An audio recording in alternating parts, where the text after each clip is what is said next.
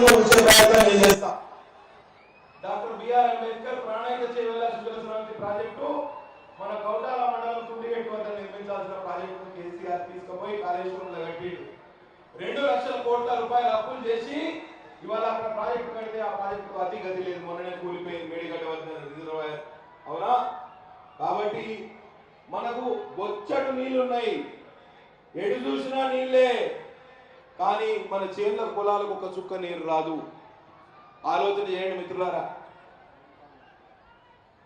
మనకు ఇటు వారదా నది, వైన్గంగా నది, అటు ప్రాణాయిక నది, ఇటు ఎర్రవాగు, అటు పెద్దవాగు, ఎటు చూసినా నీళ్ళే కానీ మనకు చుక్క నీరు రావు. మీరు ఒకసారి భారతీయ జనతా పార్టీకి అవకాశం ఇవ్వండి, తప్పకుండా ప్రాణాయిక ప్రాజెక్టును పూర్తి చేస్తాం. మహారాష్ట్రలో మన ప్రభుత్వమే ఉన్నది, తప్పకుండా 50,000 ఎకరాల ఆయకట్టుకు నీళ్ళు ఇచ్చే బాధ్యతను మేము తీసుకుంటాం. మిత్రులారా ఒకసారి ఆలోచన చేయండి, ఒక్కసారి అవకాశం ఇవ్వండి. తిరుపూర్ పేపర్ మిల్లో కేవలం బయట రాష్ట్రాల వారికే ఉద్యోగాలు ఇచ్చిండు. ఈ ఎమ్మెల్యే కోనప్ప అండదండలతోటి యాజమాన్యం చెలరేగిపోతాంది. మీరు ఒక్కసారి భారతీయ జనతా పార్టీకి అవకాశం ఇవ్వండి. ఇవాళ 5,000 ఉద్యోగాల్లో 4,000 ఉద్యోగాలు బయట రాష్ట్రాల వాళ్ళే చేస్తారు. మీరు ఒక్కసారి భారతీయ జనతా పార్టీకి అవకాశం ఇవ్వండి. ఈ 4,000 ఉద్యోగాలు స్థానికులతో భర్తీ చేయించే బాధ్యత మాది. యాజమాన్యం మెడల్ వంచుతాం, మీకు అందరికీ ఉద్యోగాలు ఇప్పించే బాధ్యతలు మేము తీసుకుంటాం. మిత్రులారా ఒకసారి ఆలోచన చేయండి, ఒక అవకాశం భారతీయ జనతా పార్టీకి ఇవ్వండి. ఇవాళ పోడు భూములకు పట్టాల విషయంలో కేసీఆర్ మనకు తీరని అన్యాయం చేసిండు. గిరిజనులకే ఇంకా పట్టాలు ఇవ్వలేదు. పూర్తిగా దరఖాస్తు చేసుకున్న వాళ్ళు కేవలం 10% మందికే పట్టాలు ఇచ్చిండు. మీరు ఒకసారి భారతీయ జనతా పార్టీకి అవకాశం ఇవ్వండి. ఎస్సీ బీసీలకు కూడా కేంద్రంలో చట్టం చేసి మీకు పోడు భూములకు పట్టాలు ఇప్పించే బాధ్యతను మేము తీసుకుంటాం. మిత్రులారా ఒక్క అవకాశం భారతీయ జనతా పార్టీకి ఇవ్వండి, ఒకే ఒక అవకాశం. పోడు భూముల సమస్య మీద 40 రోజులు జైలు జీవితం గడిపినాం మేము. అవునా? కొండపల్లి గ్రామస్తులతో పాటు నేను జైలుకు పోయినా. కరోనా కష్ట సమయంలో నన్ను ఒక బందిపోటు దొంగలు పెట్టినట్టు, ఒక నక్సలైట్ పెట్టినట్టు ఒక సింగిల్ బరాక్ లో పెట్టాడు. ఇదే కోనప్ప, జైలు అధికారులు, పోలీసులు అందరూ కలిసి కుట్రమని 40 రోజులు సింగిల్ బరాక్ అంటే చీకటి గదిలో నిర్బంధించారు. పాయకారం కూడా అలానే ఉంటది, తిండి అనేది తినాలి. కుక్కకి వేసినట్టు తలుపు కింద నుంచి రోజు సాయంత్రం, రోజు పొద్దున అన్నం ప్లేట్ కిందికి పంపించు. దుర్భరమైన జీవితం గడిపినాం, కానీ ఎన్నడూ లొంగిపోలే. మీకోసం రాజకీయం చేద్దాము, మీ ఆకాంక్షగా పనిచేద్దామని ఒకటే ఉద్దేశంతో రాజకీయాలు కొనసాగుతాం. ఒక అవకాశం మీ బిడ్డకి ఇవ్వండి. మీ ఆలోచనలు అర్థం చేసుకున్న వాడిగా, మీలో ఒకటి వారిగా ఒక అవకాశం ఇవ్వండి.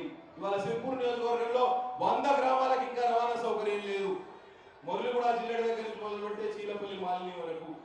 మీరు ఒక అవకాశం భారతీయ జనతా పార్టీకి ఇవ్వండి. పూర్తి స్థాయిలో అటవీ పర్మిషన్, అటవీ అనుమతులు ఇప్పించి ఈ 100 గ్రామాలకు రవాణా సౌకర్యం కల్పించే బాధ్యత మేము తీసుకుంటాం. ఎందుకంటే కేంద్రంలో మన ప్రభుత్వం అధికారంలో ఉంది కాబట్టి. ఆలోచించండి మిత్రులారా. ఇవాళ గవర్నమెంట్ ఐటీఐ కావాలి, పాలిటెక్నిక్ కళాశాల కావాలి, ఈజ్గామ్ లో గవర్నమెంట్ జూనియర్ కళాశాల కావాలి, గవర్నమెంట్ డిగ్రీ కళాశాల కావాలి. ఇవన్నీ కేవలం భారతీయ జనతా పార్టీ యొక్క ఆలోచనతోనే సాధ్యం. మీరు ఒక్కసారి భారతీయ జనతా పార్టీకి మద్దతు తెలపండి. కాగజ్నగర్లో 100 పడకల ఆసుపత్రి నిర్మిస్తాం, మల్టీ స్పెషాలిటీ ఆసుపత్రి. 24 గంటల వైద్య సేవలు అందుబాటులో ఉంటాయి, ప్రసూతి సేవలు అందుబాటులో ఉంటాయి, ఆపరేషన్లు ఉచితంగా చేసే కార్యక్రమం మేము చేస్తాం. కాబట్టి ఒక అవకాశం భారతీయ జనతా పార్టీకి ఇవ్వాల్సిందిగా తిరుపూర్ నియోజకవర్గ ప్రజలు కోరుతున్నాం. ఇవాళ 2018లో మీరు తీర్పు ఇచ్చారు. ఏమని తీర్పు ఇచ్చారు?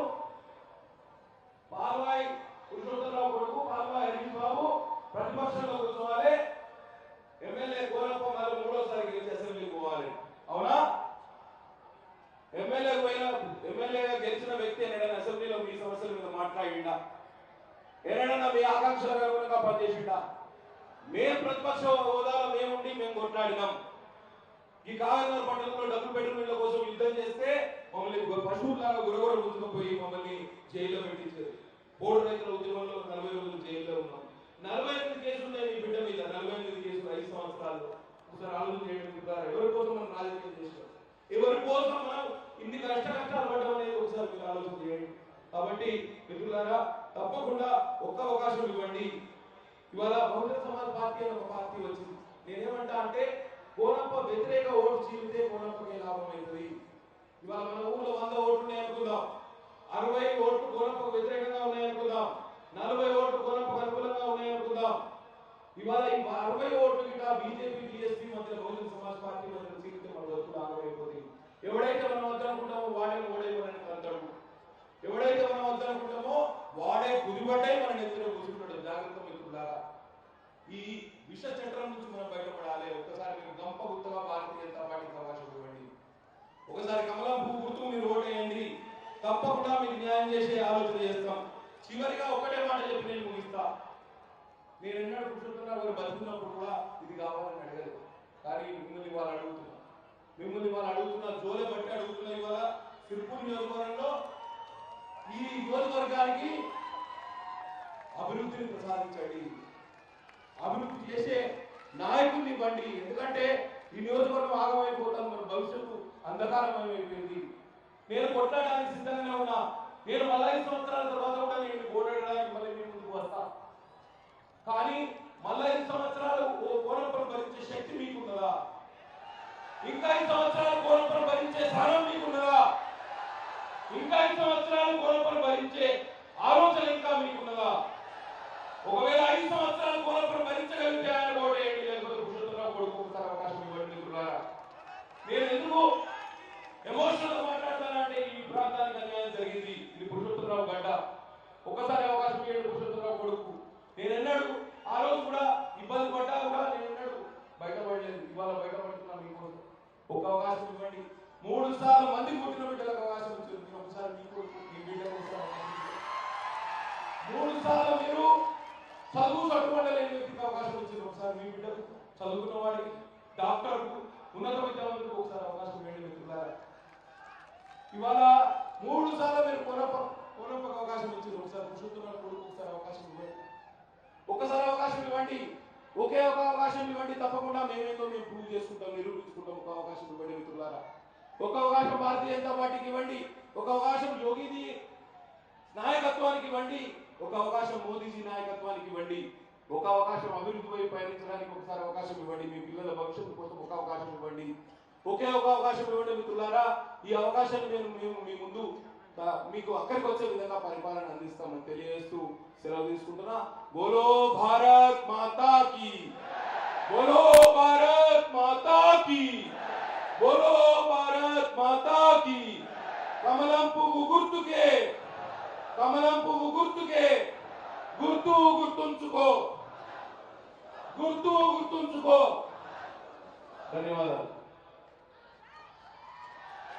हिंदू हृदय सम्राट भारत आशा ज्योति श्री योगी आदित्यनाथ महाराज से मैं अनुरोध करता हूं कि विशाल सभा से मार्गदर्शन करें।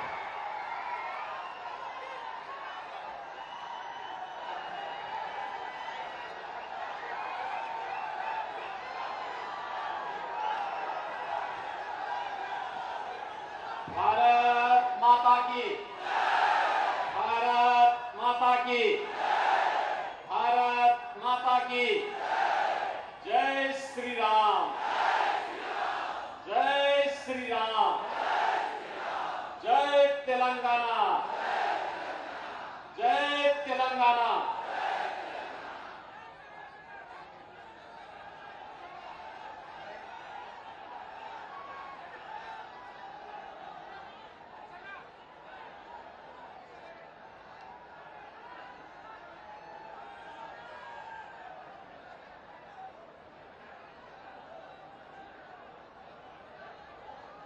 भारतीय जनता पार्टी के जिला के अध्यक्ष डॉक्टर कोटापल्ली श्रीनिवास, भारतीय जनता पार्टी के लोकप्रिय प्रत्याशी डॉक्टर पल्लई हरीश बाबू, भारतीय जनता पार्टी के आशीर्वाद से लोकप्रिय प्रत्याशी श्री आत्माराम नायक, जिला इंचार्ज श्री अरुमाला पोचम, जिला चुनाव इंचार्ज श्री संजीव रेड्डी, विधानसभा चमोली इंचार्ज श्री कृति कुमार गगड़िया, श्री संतोष गढ़ीवार, भारतीय जनता पार्टी के सभी पदाधिकारीगण, भारी संख्या में शिवपुर असेंबली कॉन्स्टिट्यूंसी के उपस्थित सभी तेलंगाना के मेरे भाइयों और बहनों, नमस्कारम तेलंगाना। श्री रामोडी नगरी अयोध्या उत्तर प्रदेश నుండి తెలంగాణ సోదరులకు సాదర వందనాలు।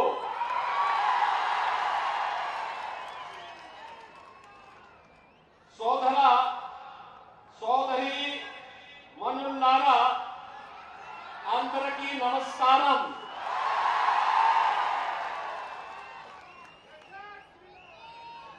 भाइयों बहनों, श्री राम की नगरी अयोध्या उत्तर प्रदेश से आकर के आप सभी तेलंगाना के भाइयों और बहनों से मिलकर के मुझे अत्यंत आनंद की अनुभूति हुई है।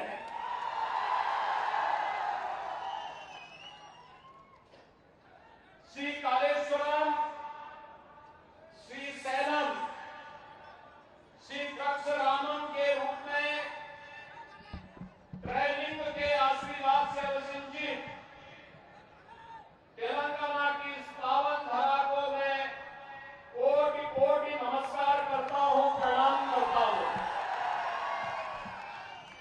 भाइयों बहनों, तेलंगाना में आकर के आप सभी से संवाद करना मेरे लिए अत्यंत सुखद है।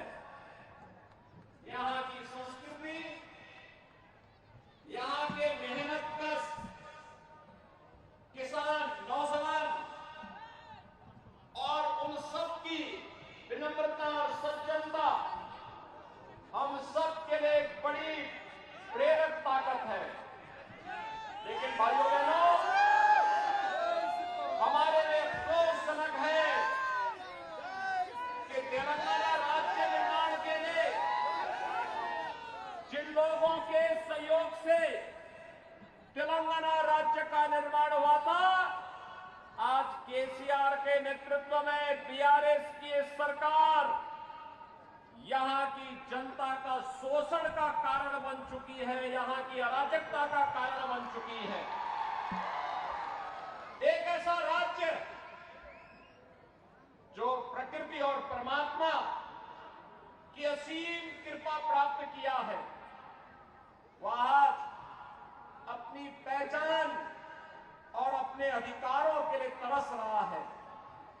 भाइयों बहनों, तुष्टीकरण की राजनीति का सबसे गंदा खेल आज तेलंगाना में देखा जा सकता है। समाज को बांटने के लिए कोई सरकार किस हद तक जा सकती है, यह हमने यहां देखा है जब तेलंगाना की बीआरएस सरकार के द्वारा मुस्लिम आरक्षण की घोषणा की जाती है।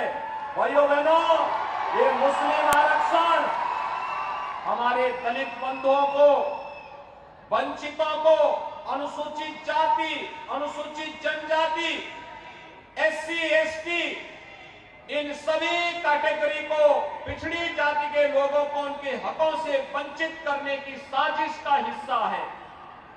भैया बहनों, ये बाबा साहब भीमराव अंबेडकर के द्वारा बनाए गए संविधान का भी अपमान है और इसीलिए आज मैं आपके पास आया आपसे विशेष अपील करने के लिए कि भारतीय जनता पार्टी की गवर्नमेंट तेलंगाना में लेकर के आप आएंगे, ये मुस्लिम आरक्षण समाप्त होगा और ये आरक्षण का लाभ यहाँ के एससी, एसटी, ओबीसी और यहाँ के गरीबों को प्राप्त होगा। मुस्लिम आरक्षण संविधान विरोधी है, किसी भी स्थिति में इसको लागू नहीं होने देना चाहिए। लेकिन बीआरएस और कांग्रेस मिलकर के देश को चाहती है और आपके हकों पर कुठाराघात करना चाहती है। और इसीलिए आज हम सब यहां पर आए हैं। भाइयों बहनों, तेलंगाना राज्य के लिए 1969 में 1969 2001 से लेकर के 2014 2014 तक चले एक लंबे आंदोलन के फलस्वरूप तेलंगाना आंदोलन के दौरान जो नारा दिया गया था, निल्लू नितुलू और न्यामाकालू, लेकिन सत्ता में आने के बाद केसीआर ने तेलंगाना आंदोलन के द्वारा किए गए वादों को ही भूल गए। जब तेलंगाना बना था भाइयों बहनों, तब तेलंगाना रेवेन्यू सरप्लस राज्य था।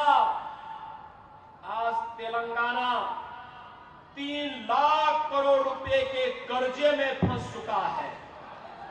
याद करिए, आज बीआरएस का मतलब है भ्रष्टाचार रिश्वतखोरी समिति, यानी बीआरएस का मतलब है भ्रष्टाचार रिश्वतखोरी समिति। और यह यहाँ के नौजवानों के साथ, यहाँ के किसानों के साथ, यहाँ के महिलाओं के साथ बीआरएस आज यहां पर धोखा करने का कार्य कर रही है। भाइयों बहनों, इसीलिए मैं कहता हूं, तेलंगाना के मुख्य मुद्दों यानी नीलू नितुलू और नियामकालू को पूरा करने में केसीआर पूरी तरह विफल रहे हैं। नीलू यानी पानी आज तेलंगाना में अवैध धन का स्रोत बन गया है। चाहे वह कालेश्वरम के नाम पर राज्य की सभी लंबित परियोजनाओं को ठंडे बस्ते में डाल दिया गया हो, या फिर पलामारू रंगारेड्डी लिफ्ट सिंचाई योजना का मुद्दा हो, जिसे अब केंद्र सरकार ट्रिब्यूनल बना करके हल करने का प्रयास कर रही है। नितुलू यानी पैसा, परिवारों ने बैंकों से पैसा निकाल लिया है, जिसके चलते अमीर राज्य एक ऋण राज्य बन गया है। आज यहाँ पर केवल कर्जा है, राज्य पे कर्जा है। हर बच्चा पैदा होता है, यहाँ की सरकार की गलत नीतियों के कारण वह कर्ज के बोझ से दबा हुआ होता है। जो हाल आज तेलंगाना का है भाइयों बहनों, वैसा ही 2017 के पहले उत्तर प्रदेश का भी हुआ करता था। याद करिए, 2017 के पहले उत्तर प्रदेश में हर दूसरे दिन एक दंगा होता था, महीनों महीनों कर्फ्यू चलता था। आज उत्तर प्रदेश में पिछले 6.5 वर्ष में कोई दंगा नहीं हुआ है, कोई कर्फ्यू नहीं लगा है। याद करिए, उत्तर प्रदेश में डबल इंजन की सरकार है, केंद्र में मोदी जी हैं, उत्तर प्रदेश में बीजेपी के नेतृत्व का दायित्व मुझे दिया गया है। उत्तर प्रदेश में 3 करोड़ गरीबों के लिए एक शौचालय बन गया। 55 लाख गरीबों के लिए प्रधानमंत्री आवास योजना से आवास बन गया। 10 करोड़ गरीबों को वहां पर भाइयों बहनों आयुष्मान भारत का 5 लाख रुपए का स्वास्थ्य बीमा का कार्ड बन गया है। और यही नहीं, 15 करोड़ गरीबों को फ्री में राशन की सुविधा का लाभ मिल रहा है। भाइयों बहनों, वहां पर 6 लाख गरीबों, 6 लाख नौजवानों को हमने सरकारी नौकरी दे दी है। और 1 करोड़ 61 लाख नौजवानों को उत्तर प्रदेश में जो निवेश हुआ है, उस निवेश के माध्यम से रोजगार के साथ जोड़ने का काम भी किया है। उत्तर प्रदेश में 2 करोड़ 52 लाख किसान प्रधानमंत्री किसान सम्मान निधि का लाभ भी ले रहे हैं। लेकिन भाइयों बहनों, आपके तेलंगाना में यहां का नौजवान भटकने के लिए मजबूर है। यहां का किसान आत्महत्या करने के लिए मजबूर है, क्योंकि यहां की सरकार केवल शोषण कर रही है। यहां पे पेपर लीक की घटनाएं हो रही है। आप मुझे बताइए कि जो मुख्यमंत्री और जो सरकार परीक्षा नहीं करा सकती, क्या वे राज्य का संचालन कर सकती है क्या? भाइयों बहनों, आपने देखा होगा मोदी जी के नेतृत्व में, मोदी जी ने गत वर्ष कहा था 10 लाख नौकरी देंगे, 6 लाख नौकरी अब तक दे दिए हैं। और भाइयों बहनों, बहुत शीघ्र 4 लाख नई नौकरी भी इनके माध्यम से आ रही है। फुल प्रूफ व्यवस्था है, सभी लोगों को इसके लिए लाभ मिल रहा है। भाइयों बहनों, आज तेलंगाना में चाहे वह बीआरएस हो या कांग्रेस या बीएसपी, ये सब एक ही थैले के चट्टे बट्टे हैं, कोई अलग नहीं है। ये सभी एक साथ जुड़े हुए हैं। इसलिए आपने देखा होगा कांग्रेस से जो विधायक चुने गए थे वे बीआरएस का सपोर्ट कर रहे थे और उनका एक विधायक मंत्री भी बन गया था। एक दूसरे से मिलकर के चुनाव लड़ रहे हैं। दोनों पार्टियों के पास सहयोगी के रूप में एक कॉमन फ्रेंड है और कॉमन फ्रेंड का नाम है MIM। MIM आप देखते होंगे ना, वह भी कॉमन है। दोनों जिस तरीके से बोलने का प्रयास करते हैं और उनके कारण आज तेलंगाना यहां पर निजाम से मुक्ति के दिवस को नहीं मनाने देती है यहां की सरकार। भाइयों बहनों, भारतीय जनता पार्टी ने आपसे वायदा किया है, बीजेपी की गवर्नमेंट तेलंगाना में लेके आइए और तेलंगाना में लेकर आकर के निजामशाही से मुक्ति दिवस को एक राष्ट्रीय दिवस के रूप में मनाने के लिए भारतीय जनता पार्टी यहां की जनता जनार्दन के साथ मिलकर के कार्य करेगी। और भाइयों बहनों, इसीलिए आज हम सब आपके पास आए हैं कहने के लिए, प्रधानमंत्री मोदी जी के नेतृत्व में आज हम एक नया भारत देख रहे हैं। यह भारत वैश्विक मंच पर जिसका सम्मान बढ़ा है, यह भारत जिसने वैश्विक मंच पर 142 करोड़ लोगों को सम्मान दिलाया है, यह भारत नया भारत है जिसमें सम्मान भी है तो सीमाओं की सुरक्षा भी है। आज कोई दुश्मन भारत की तरफ टेढ़ी निगाहों से नहीं देख सकता है। भारत आज के दिन पर छेड़ता नहीं, लेकिन अगर कोई भारत के अंदर आतंकी वारदात को अंजाम देता है तो भारत उसको छोड़ता भी नहीं है। आज यह भारत है नया भारत। इस भारत में गरीबों का कल्याण भी है। भाइयों बहनों, अगर कांग्रेस की गवर्नमेंट होती तो क्या कोविड के दौरान कोरोना महामारी का जो वैक्सीन आया था, क्या कांग्रेस वैक्सीन दे पाती? नहीं दे पाती। कांग्रेस फ्री में राशन की सुविधा का लाभ दे पाती? मोदी जी 3.5 वर्ष से फ्री में राशन दे रहे हैं और अगले 5 वर्ष तक ये राशन की सुविधा लगातार जनता जनार्दन को मिलता रहेगा। भाइयों बहनों, मोदी जी के कारण इंफ्रास्ट्रक्चर के नए नए कार्य आ रहे हैं। कहीं हाईवे, कहीं रेलवे, कहीं एयरपोर्ट, कहीं एम्स, कहीं IIT, कहीं IIM, कहीं हर घर नल की योजना लागू हो रही है। कहीं पर अन्य तमाम कल्याणकारी योजनाओं को लागू करने का कार्य भी किया जा रहा है। और इसीलिए आज मैं आपके पास आया हूं कि मोदी जी के नेतृत्व में गरीब कल्याण भी है। उनके एजेंडे में भाइयों बहनों विकास के कार्य भी हैं, इंफ्रास्ट्रक्चर के बड़े बड़े कार्य भी हैं। वो देश की सुरक्षा भी कर रहे हैं, देश का सम्मान भी कर रहे हैं और आपकी आस्था का भी सम्मान कर रहे हैं। मुझे बताइए, अयोध्या में राम मंदिर का निर्माण क्या एक कांग्रेस और बीआरएस के लोग कर पाते? आज हो रहा है ना। अयोध्या में राम मंदिर से आप भी खुश है ना? और इसलिए भाइयों बहनों में यहां पे आपके बीच आया हूं आपसे कहने के लिए,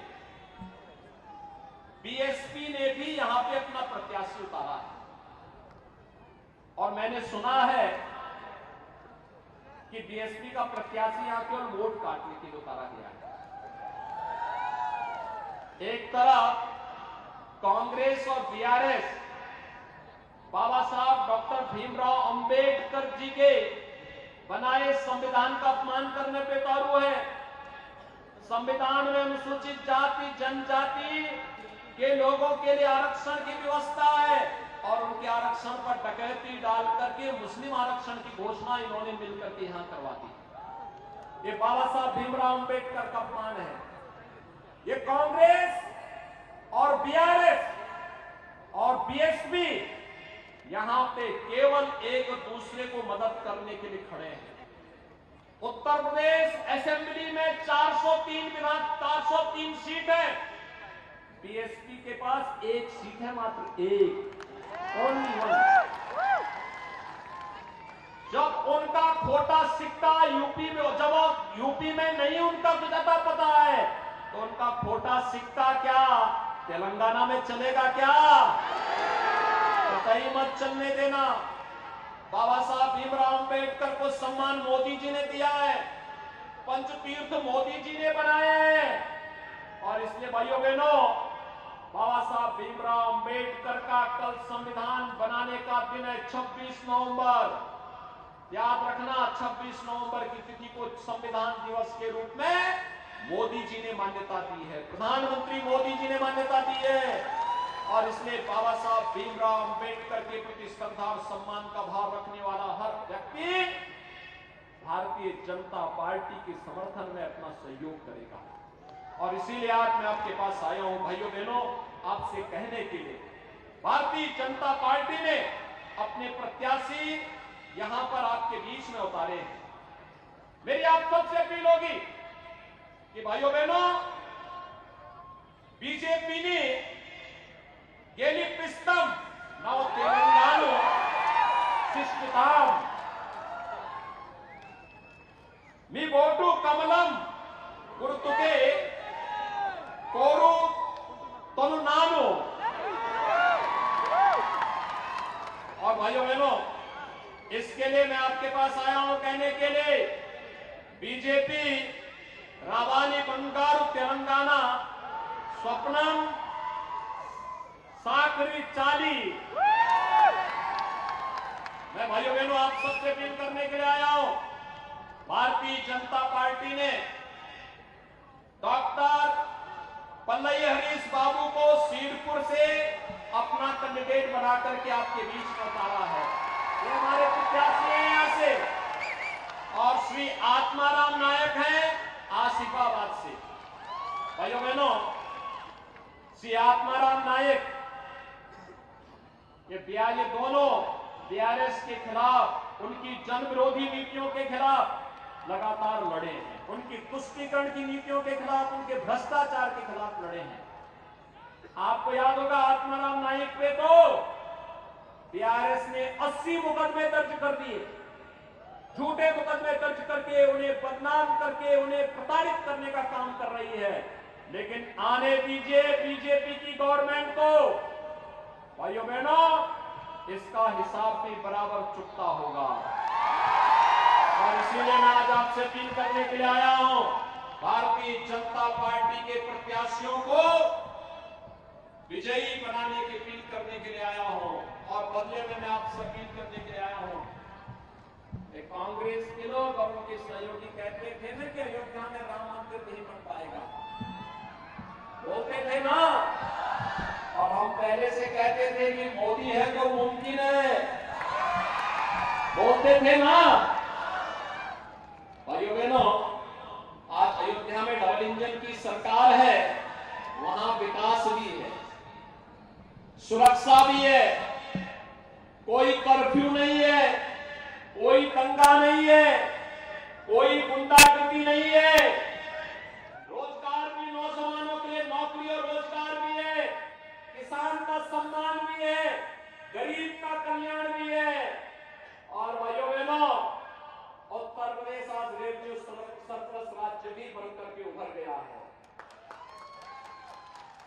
प्रदेश में राम मंदिर का निर्माण भी हो रहा है। और 22 जनवरी 2024 को प्रधानमंत्री मोदी जी के कर कमलों से अयोध्या में रामलला विराजमान होने जा रहे हैं। 22 जनवरी 2024 को के बाद श्रीपुर और आसिफाबाद से कितने लोग हैं जो अयोध्या आने के इच्छुक हैं? अयोध्या कितने लोग आना चाहेंगे?